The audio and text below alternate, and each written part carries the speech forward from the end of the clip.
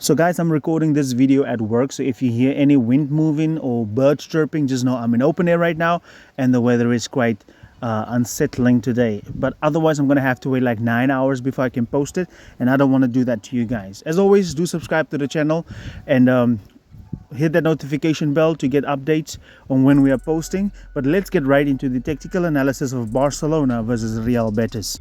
Of course, as always, Barcelona had their centre-back splitting on either side of the goalkeeper. And we saw that either Gundogan or Frenkie would come as a single pivot onto the ball right there. And we often saw that Jose had to go on to Ronald Araujo, whereas Isco had to come on to Gundogan. And they often had to leave our centre-back, a youngster, open because they couldn't afford for this guy to also come forward, because then they would be outnumbered. And this is what I was talking about, guys, because you will see in a second that Enrique had to come on to the one of the pivots, and Pedri, had to come on to the other side of the pitch right there. And this was an outlet for Barcelona often to get the ball. We could even do a wall pass into Gundogan and then he would find Koundé. This is what I liked in this game. We always saw it was either Frenkie or Gundogan who would stay in the half space. And often we saw that Pedri went up the pitch, and then Gundogan would be in that space where Frenkie de Jong would be the single pivot. Ferran then came into here, and then Balde would of course overlap on this wing. So it was really nice tactics and flowing and movement. That is why Barcelona was so good on the ball in the first like 15 to 20 minutes of the game.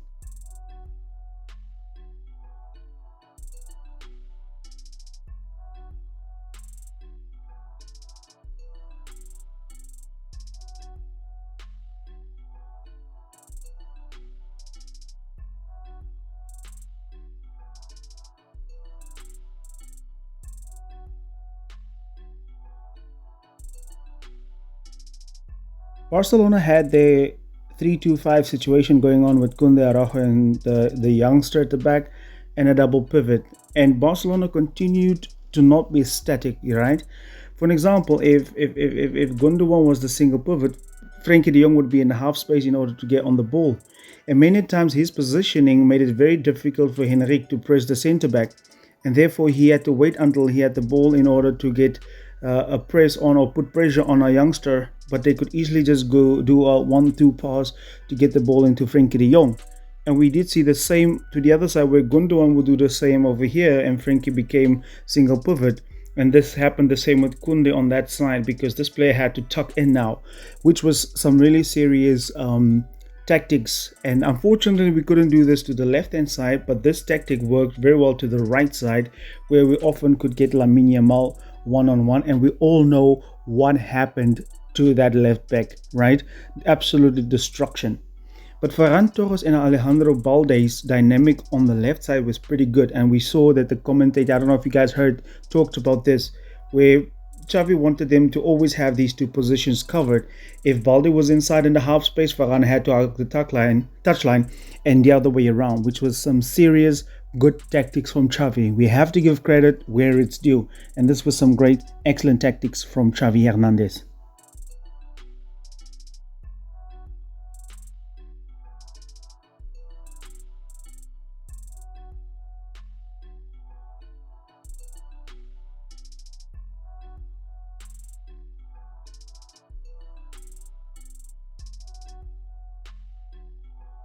Do you guys think Xavi watches my video, or am I bugging? Because just the other day I suggested that he should use Ferran Torres like a number 10, and Ferran did do the circulating and dropping into the spaces and everywhere with Robert Lewandowski pushing back the back line of the opposition, right?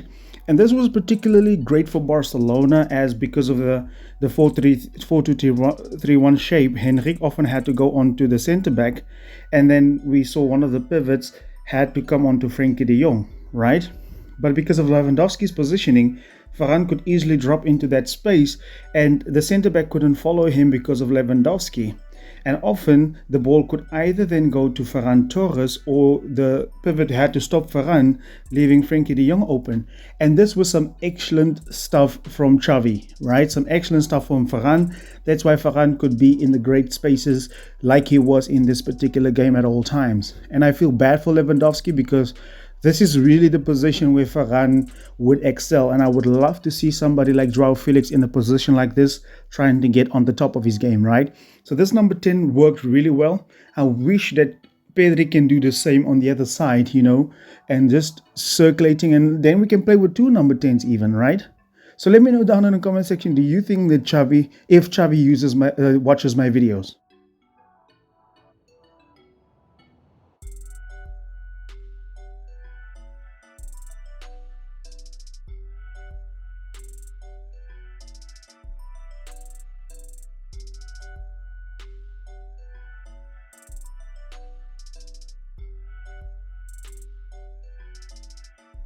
We didn't see a massive change in tactics from the first to the second half. The only thing really different was the massive openness Barcelona had, which I actually absolutely loved. This forced Betis into a 4-4-2 situation, which was really surprising for me to see. But for the most part, they had to stay central, right? This is why you could see many times the likes of Koundé found themselves in acres of space. This is where Ferran Torres' goals actually comes from, right? Because even the pass from Lamine Yamal, where he did it through here, was actually from this tactic that openness Barcelona had. And so yeah, there was not really much change, especially from the openness. We also, of course, saw Vitor Roque come on for Robert Lewandowski and Joao Felix coming on as well. So yeah, not much change from first to second half. Ferran Torres honestly was in a different league in this game, and we have to give him props, for his mindset and his movement off the ball, that number 10 role. That is why I said maybe Xavi's definitely watching my videos, And guys, I have to also give props to this little kid, Lamine Yamal. How good was he in this game, taking these guys to the cleaners, especially that poor left back, right?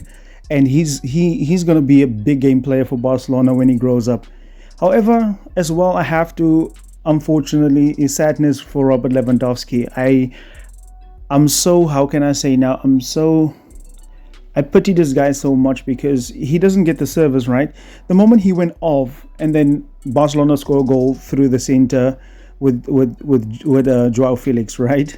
So I'm so unhappy for Robert Lewandowski's sake. We don't deserve him, honestly, guys. He's not scoring because we're not giving him the service, really. And Koundé is also kind of returning to his form. However, Coolers, please do put your questions for the tactical review down below.